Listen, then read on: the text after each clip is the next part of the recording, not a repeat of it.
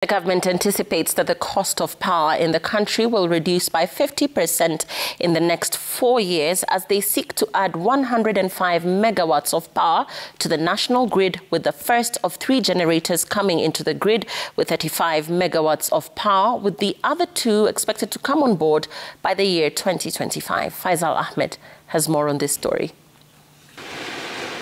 To curb the increase in power prices, the government says that it's looking at renewable energy sources to substitute the current thermal power generators that it has in place. Energy and Petroleum CS Davis Chirchir says that an additional 105 megawatts of power from new geothermal plants will reduce the cost of electricity in the country by at least half in the next 4 years. We bring more of these plants. The diesel generation, which dispatches at about 20-23 cents, will be expired to be replaced by 6 cents, 5 cents. We're doing a plant in Kamburu, a solar plant, which will be dispatching at 3 cents.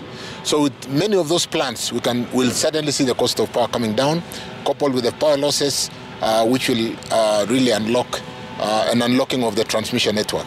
All this is geared towards, 1, ensuring security of supply, 2, lowering the cost of power to Kenyans and meeting the current energy demands that are growing. And I need to mention that last week we did have now the country's peak. We have a new country's peak of 2164 megawatts at peak time. Further, the CS stated that the transmission losses account for more than 20% of power costs that are paid by Kenyans despite them not using the power. He added that in rehabilitating old transmission lines, Kenyans can also expect reduced power bills. So we need to work on cleaning up our transmission network, which we are doing very quickly.